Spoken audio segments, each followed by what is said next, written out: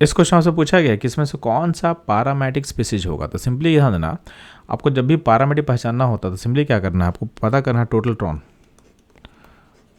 Total Tron अगर odd आएगा, ठीक है, तो ऑड आएगा तो सिस्टम पक्का पैरामेटिक होगा। और अगर टोटल ट्रॉन अगर इवन आता है तो सिस्टम क्या होता है, सिस्टम डायमेटिक होगा, ठीक। और इवन में एक्सेप्शन क्या है, एक्सेप्ट 10 एंड 16, 10 और 16 जब भी रहेगा तो उसमें कैसे बोलना कि ये पैरामेटिक होता है। एक चीज़ और आपको याद रखना चाहिए कि जब भी ऑड नंबर आएगा तो उसके इसमें पैरामेटिक है विद, इसमें अनपेल्ट्रॉन 1 होगा। अनपेल्ट्रॉन कितना होगा, 1 होगा, ठीक है। जब भी डायमेटिक हो तो अनपेल्ट्रॉन क्या होगा, तो अनपेल्ट्रॉन 0 होगा।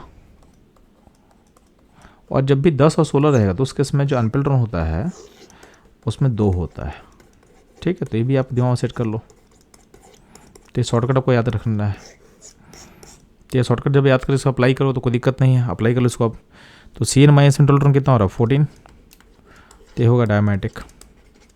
NO प्लस कितना टोटल ट्रॉन क्या होगा, 14, तो क्या होगा, डायमेटिक। CO में क्या ट्रॉन है, 14, तो भी क्या होगा, डायमेटिक। O2 माइनस में क्या होगा, 17, यानी ऑड नंबर है तो क्या होगा, पैरामेटिक होगा, ठीक। और इसमें अनपेल्ट्रॉन कितना होगा, तो अनपेल्ट्रॉन क्या होगा, अनपेल्ट्रॉन 1 होगा। तो इसका आंसर क्या होगा, ऑप्शन डी इसका करेक्ट आंसर होगा। तो ये था अपना शॉर्टकट का एप्लीकेशन। अगर आप उसको लंबे प्रोसेस का फॉलो करते हो तो सिंपली इसमें क्या करना होता है, आपको टोटल ट्रॉन के अकॉर्डिंग उनके मॉलिक्यूलर ऑर्बिटल को फिलअप करना होता है, ठीक है। तो आपको मैं बता चुका हूँ कि जब भी मॉलिक्यूल के जेड एवरेज यानी उनके एटम्स का एवरेज एटॉमिक नंबर का वैल्यू अगर 8 से कम आएगा, ठीक है, तो उसमें इस एनर्जी को हम फॉलो करते हैं।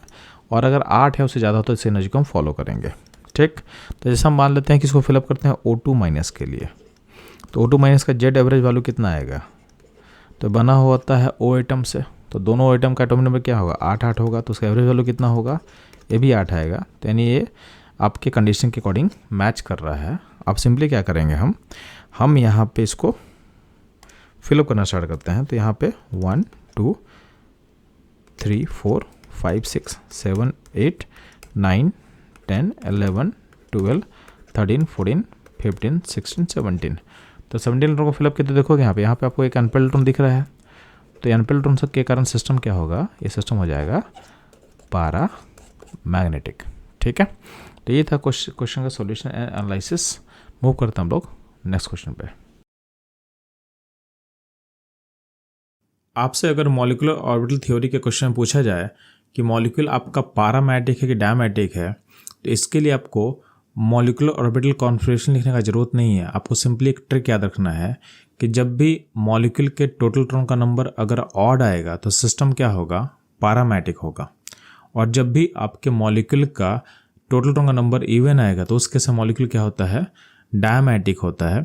इसमें 2 एक्सेप्शंस हैं कि जब भी आपका मॉलिक्यूल का total Tron 10 and 16, even number में 2 एक्सेप्शन क्या आपके पास है, टोटल ट्रॉन का नंबर 10 या फिर 16 हो, यानी 10 और 16 हो, उस केस में आपका मॉलिक्यूल होता है पैरा मैग्नेटिक। तो इस तरह के शॉर्टकट ट्रिक के लिए हमारे साथ बने रहें। मिलते हैं हम लोग नेक्स्ट वीडियो में। मॉलिक्यूलर ऑर्बिटल थ्योरी के क्वेश्चन में अगर आपसे पूछा जाए कि मॉलिक्यूल में कितना अनपेयर्ड इलेक्ट्रॉन होगा, तो सिंपली आपको क्या करना है, आपको टोटल इलेक्ट्रॉन काउंट कर लो। अगर टोटल इलेक्ट्रॉन का नंबर अगर ऑड नंबर आता है तो उसमें सिंपली आप बोल देना कि मॉलिक्यूल में अनपेयर्ड इलेक्ट्रॉन का नंबर 1 होगा, ठीक है।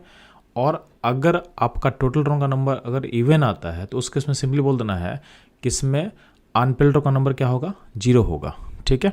इवन नंबर में 2 एक्सेप्शन आएगा आपके पास। क्या आएगा कि जब भी टोटल इलेक्ट्रॉन का नंबर आपके पास 10 या फिर 16 है, ठीक है, 10 या फिर 16 है, तो उसमें क्या करना है, आपको बोलना है कि इसमें अनपेयर्ड इलेक्ट्रॉन का नंबर होगा 2।